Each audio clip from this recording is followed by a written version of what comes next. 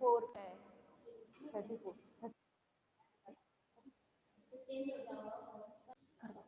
हाँ भाई final year, ठीक है। तो यहाँ पर हम लोगों ने बात की अभी इन कैविटीज के बारे में, ठीक। तो इसमें कैविटीज कौन कौन सी है? सबसे पहले होती है आपकी वेंट्रिकल फर्स्ट, चाहे आप इसको क्या बोल सकते हैं, राइनोसील, ठीक है।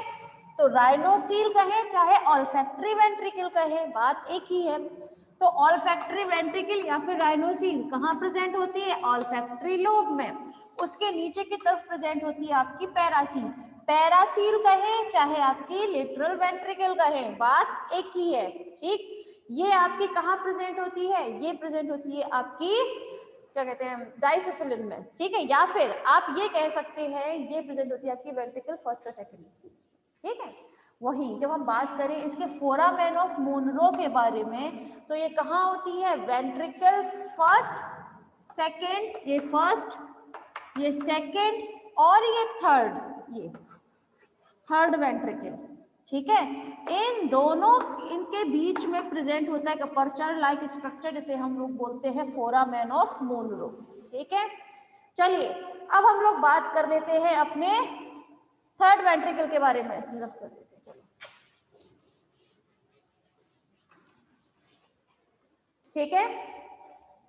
तो ये थर्ड वेंट्रिकल जो है, आप चाहे तो थर्ड वेंट्रिकल को लिख सकते हैं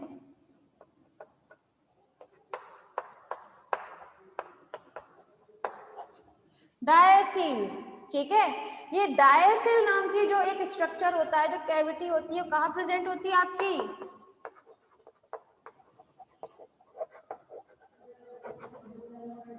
डायनसेफेलन में, ठीक है। कहाँ प्रेजेंट होती है? आपकी थर्ड वेंट्रिकल कहे इसको चाहे डायसील, बात एक ही है, ठीक है। तो कहाँ प्रेजेंट होगी आपकी? डायनसेफेलन में, इसीलिए नाम है एकदम डायसील। हम बोलते क्यों diocoel? Just because of diencephalon. फिर आपके इसके नीचे की तरफ प्रेजेंट होती है ऑप्टोसील। ये ऑप्टोसील कहाँ प्रेजेंट होगी? इस ऑप्टिक लोब में, ठीक। ऑप्टोसील की तरफ नीचे की तरफ आप जाएंगे तो यहाँ आपको स्ट्रक्चर देखने को मिलेगा, दैट इज अ ईटर। क्या मिलता है? ईटर, ठीक है। अभी जब मैंने थोड़ी देर पहले आपको मिड ब्रेन पढ़ाया था, भाई देखिए एक बात बताइए, डाइसिफिलन तक की जो वो रहती है that is a fore brain, ठीक है। डाइसिफिलन तक का स्ट्रक्चर फोर ब्रेन होता है। ऑप्टोसील आती है आपकी मिड ब्रेन में, ठीक है। ये सब चीजें आप लोगों को धीरे धीरे रट जाएंगी बिल्कुल, ठीक है। तो अभी जब आपको ईटर तक बताया गया था मिड ब्रेन में, तो एक बात कहा था कि ये ईटर जो है क्या करती है, आपके जो एंटीरियर रीजन होता है ईटर का, वो जुड़ता है आपके थर्ड वेंट्रिकल से, मतलब आपके डायसील से जुड़ेगा। वही ईटर का जो पोस्टीरियर रीजन होता है, पीछे वाला जो भाग है, ठीक है, इसका पोस्टीरियर रीजन जुड़ता है इसके फोर्थ वेंट्रिकल से।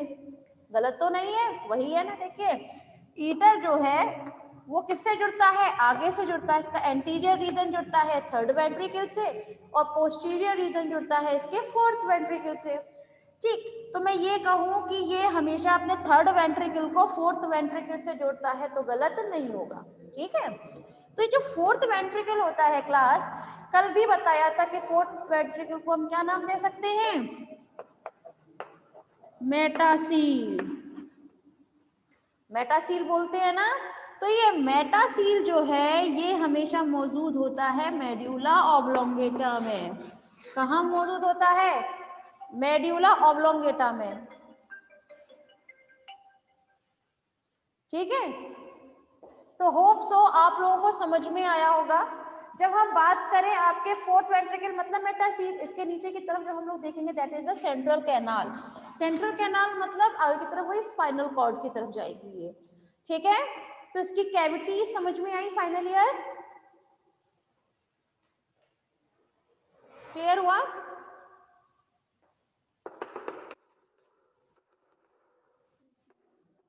गुड,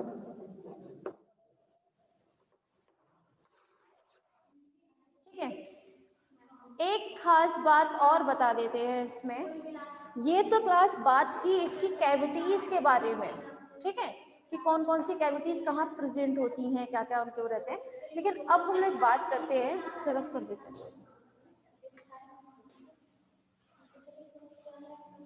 सिर्फ इनके नेम से याद रखिएगा कि थर्ड वेंट्रिकल को कहते हैं डायसील, फोर्थ वेंट्रिकल को मेटासील, फर्स्ट वेंट्रिकल राइनोसील, सेकंड वेंट्रिकल आपका लेटरल वेंट्रिकल जो होता है जिसे हम बोलते हैं आपका पैरासील। ठीक है, चलिए अब हम लोग क्लास अब हम लोग बात करते हैं आपके उस स्ट्रक्चर के बारे में। आप लोग जानते हैं कि देखिए हमने भी स्टडी किया है आपके फ्रॉग में जो उसका ब्रेन का स्ट्रक्चर होता है उसके बारे में, उसकी कैविटीज वेंट्रिकल्स के बारे में। अब हम लोग बात करेंगे इसके मैनिंग्स के बारे में।